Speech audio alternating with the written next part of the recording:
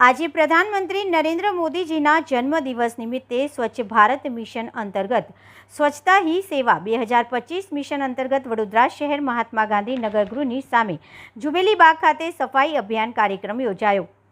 પ્રધાનમંત્રી નરેન્દ્રભાઈ મોદીના 75મા જન્મદિવસ નિમિત્તે સમગ્ર વિશ્વમાં ઉજવણી કરવામાં આવી રહી છે, ત્યારે વડોદરા શહેરમાં પણ પ્રધાનમંત્રી નરેન્દ્ર મોદીના જન્મદિવસની ઉજવણી વિવિધ પ્રકારના કાર્યક્રમો કરવામાં આવી રહ્યા છે। ત્યારે વડોદરા મહાનગરપાલિકા દ્વારા વડોદરા શહેરના ગાંધીનગર ગૃહ ખાતે સ્વચ્છતા હી સેવા કાર્યક્રમ અંતર્ગત આજે ગાંધીનગર ગૃહથી જુબેલી બાગના માર્ગ પર પડેલા કચરાની સાફ સફાઈ કરવામાં આવી હતી। 17મી સપ્ટેમ્બરથી 31મી ઓક્ટોબર સુધી સ્વચ્છતા અભિયાન ચલાવવામાં આવનાર છે, ત્યારે પાલિકાના પદાધિકારીઓ આજે ગાંધીનગર ગૃહ ખાતે સફાઈ કરવામાં આવી હતી અને સફાઈ અભિયાન અંતર્ગત સફાઈ કર્મચારીઓને હાથમાં મોજા અને જેકેટ આપવામાં આવ્યા હતા, પરંતુ આ સફાઈ કર્મચારીઓ રોજિંદા સફાઈ કરતા હોય છે, ત્યારે તેઓની સ્વાસ્થ્ય પર અસર ન થાય તે માટે તંત્ર દ્વારા હાથના મોજા, જેકેટ અને માસ્ક આપવામાં આવતા હોય છે, પરંતુ રોજિંદા સફાઈ કરતા કર્મચારીઓ આ તમામ સુવિધા જોવા મળતી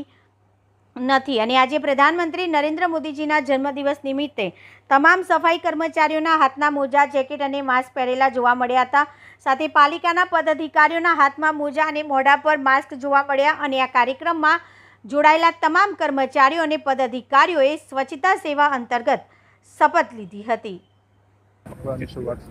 નમસ્તે, મીડિયાના મિત્રોને આભાર। આજે દેશભરમાં માનનીય વડાપ્રધાનશ્રીનું જન્મદિવસ નિમિત્તે સ્વચ્છતા હી સેવા અને સ્વચ્છોત્સવની શુભારંભ કરી રહ્યા છે। આખા દેશભરમાં તમામ સિટી, તમામ ડિસ્ટ્રિક્ટ, તમામ ગ્રામ પંચાયતમાં, નગરપાલિકાઓમાં આજે સ્વચ્છતાની કરવાના છે। 1 મહિનાનું આ ઝુંબેશ કાર્યક્રમ લગભગ 17 સપ્ટેમ્બરથી 2 ઓક્ટોબર સુધી ચાલવાનો છે। વડોદરા મહાનગરપાલિકા દ્વારા આના પછી પણ એને ચાલુ રાખવા માટે અમે નક્કી કર્યું છે। આજે આપણા સફાઈ મિત્રો માટે પણ એક માન સન્માનનો દિવસ છે, એની હેલ્થ ચેકઅપ પણ અમે દરેક કેન્દ્રીય હેલ્થ સેન્ટર, પબ્લિક હેલ્થ સેન્ટરમાં, અર્બન હેલ્થ સેન્ટરમાં કરવાના છે। આજે તમામ પદાધિકારીઓ માઇક ઉપર જાણતો બાલુભાઈ શુક્લા, મેયર સોની, ડેપ્યુટી મેયર શ્રી ચિરાગભાઈ બારોટ, સેમી કલેક્ટર સાહેબ ડૉક્ટર અને સ્થાનિક કોર્પોરેટર્સ અને તમામ પદાધિકારીની હાજરીમાં આજના કાર્યક્રમ અહીંયા કરવામાં આવી રહ્યા છે। આનાથી વડોદરાવાસીઓને એક સારું મેસેજ આપવા માંગીએ છીએ કે આ સ્વચ્છતા ફક્ત બીએમસીનો એક જવાબદારી નથી, તમામ પદાધિકારીઓ, અધિકારીઓ સાથે મળીને સિવિલ સોસાયટી સાથે મળીને કામગીરી કરવાની છે।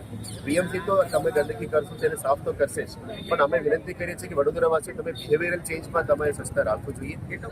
જાહેર જગ્યામાં ગંદકી ના કરો, જાહેર જગ્યામાં ગંદકી કરે તો અમે દંડનીય પ્રક્રિયા પણ હાથ ધરીશું, પણ પહેલાં દંડનીય પ્રક્રિયા કરતાં સામે આપીશું।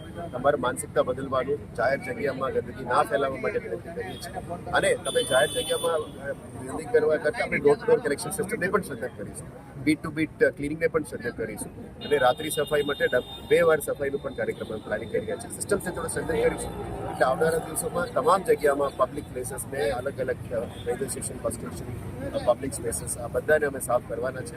મીડિયાના મિત્રોને પણ અમે વિનંતી કરીએ છીએ આ મેસેજ સારી રીતે પબ્લિકમાં લઈ જશું, જેથી કરીને વડોદરાવાસીઓ પણ આપણે સાથે જોડી શકીએ અને 25 સપ્ટેમ્બરના રોજ 5 લાખ વડોદરાવાસીઓ એકસાથ ફિલ્ડમાં ઉતરીને આ સિટીને સફાઈ કરવાનું છે।